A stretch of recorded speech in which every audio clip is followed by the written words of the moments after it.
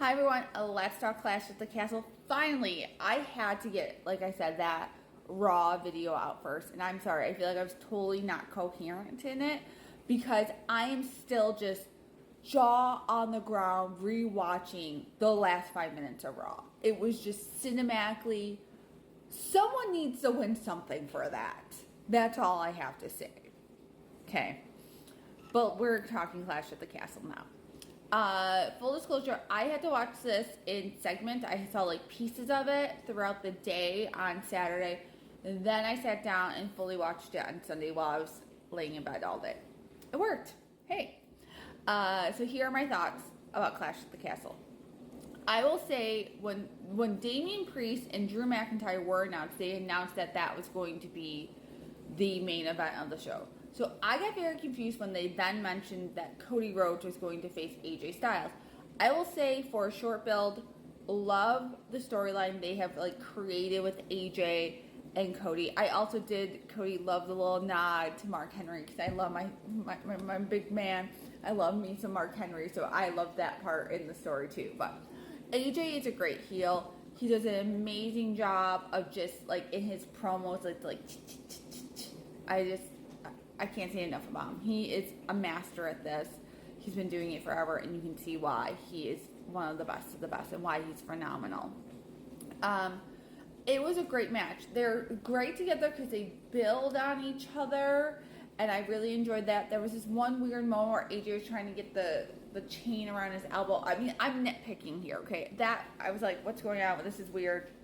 It was clear he was trying to do something, and he should have just pivoted quicker, in my opinion. But all in all, I love that match. It was a great match. It did a great job with that feud. That ending was just chef's kiss. Even Tips agrees. I loved that ending with the stairs and that moment and Cody's rage. Interesting thing, I asked my husband, he thought I was crazy, but was that a hint at a heel turn for Cody? And my husband's like, they can't turn Cody heel. I'm like, oh, they could. I mean, if I can believe in anyone's creative of making Cody a heel, I would believe in WWE. But we'll see. Because then, of course, we had the aftermatch, which clearly says he's going to stay a babyface. Because that moment was Solo and the Bloodline. Fabulously done. Love the run out of Kevin Owens and Randy Orton. Love me a Randy Orton moment. Also, can we just talk about the fact that WWE flew Kevin Owens and Randy Orton out for that spot? They did that with a lot of people on the show, as we know. But I was just so happy. I love me some Randy Orton, we all know that. And I love the idea of maybe like a triple threat at Money in the Bank. I mean, like a three-way tag. I don't know. I could see something good coming out of this, though. Other comment about that match was my husband could not believe everyone was singing his theme song, and then I started to sing it. Oops. And I started singing the theme song too. And he's like, you know his song? I'm like, yeah, of course I know. Kingdom. Duh. Like, do you even go here? All right. Women's tag team match. Fabulous. Fabulous. That's all I can say. They're doing a great job of covering up the stuff that Jade Cargill doesn't know. And I hope they are working with her in the Performance Center to build some skills. But I thought it was a great job. That finish, I think, was a great way to get the titles off Bianca and Jade without making Jade lose, because Jade technically still hasn't lost.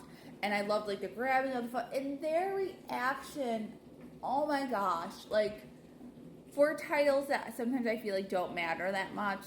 That moment, I was there like I was like Scotland. I was just so happy for them. It was such a beautiful moment, especially knowing about the loss of someone's mom. I mean, to have that moment there, I just kudos. So happy for them. Which is why I was surprised when I got to the women's match with Bayley and Piper. I had really thought Piper was going to win and we were going to get Nia Jax versus Piper at SummerSlam. I was wrong.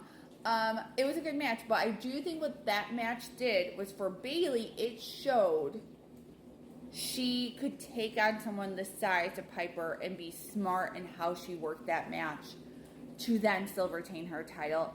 And also, we just need a moment, of course, to acknowledge the smart, the funny, the like character of Chelsea Green once again. I loved coming out in the Lucha Libre mask. I loved the little outfit. I loved everything about this. It was hysterical. It added some levity to the match. So yeah, I liked that match. It wasn't like the most amazing match ever, but it wasn't bad either. So I'm not gonna hate it. It did job. It did the job it needed to do, and I'm okay with that.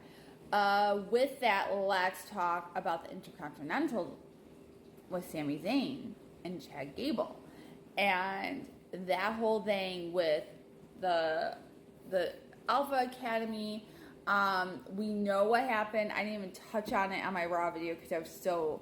But we know that was like kind of like the final build up to that Raw when Otis finally just goes no to Chad, which we've been waiting for. I would have loved it at the pay-per-view. I can only imagine how Scotland would have freaked out had that happened on the pay-per-view. But we'll see. I'm not hating it. I'll keep going with it. It was a solid match. I mean, Chad's great in the ring. We all know that. Sami is doing a great job being what I believe is like an inner holder for this title, bringing like after Gunther, how much Gunther elevated that. I feel like Sami's job really is to make this story happen and to build build around this story. But good match. I enjoyed it.